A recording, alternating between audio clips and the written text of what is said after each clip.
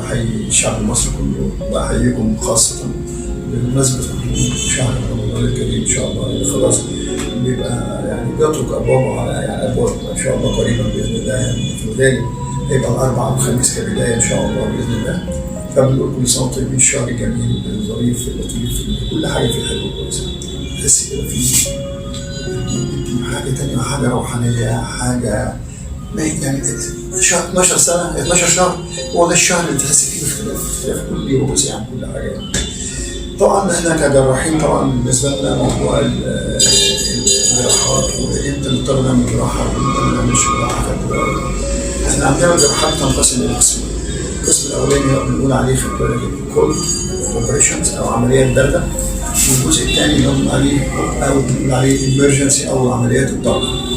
يعني مثلا نتكلم عن طارئة مثلا ونتكلم عن أشياء حاجة بتقابل المريض عندنا خد بالك. مريض مثلا جاله زكاة طبعا لازم نعمل له إيه؟ عيان مثلا خد بالك جاله خراج وحاجة التهاب لازم نعمل عملية. عيان جاله مرارة ملتهبة أوي خد بالك وعاملة له مشاكل وعاملة له صفرة وعاملة له مشاكل كبيرة، بنضطر إن احنا نستأصل المرارة.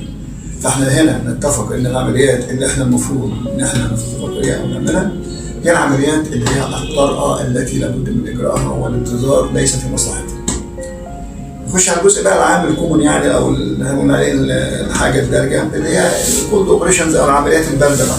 يعني واحد عنده فتة وعايش فيه بقاله مثلا 10 سنين ما حبكتش إنه يعملها في رمضان، عنده نسور والنسور ينتظر يعني ما حبكتش إنها ما عملهاش في رمضان.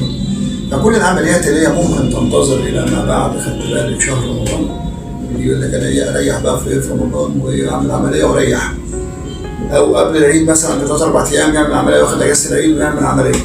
دي حاجات بتبقى قلة طبعا يعني خدت بالك، واحنا بنقول للعيان اللي بنقول له بنقول له والله يعني ده حاجة مش مستحبة، لكن يفضل طبعا ان انت بعد خدت بالك بعد انقضاء الشهر الكريم باذن الله ان احنا نعمل عمليه باذن الله ان شاء الله.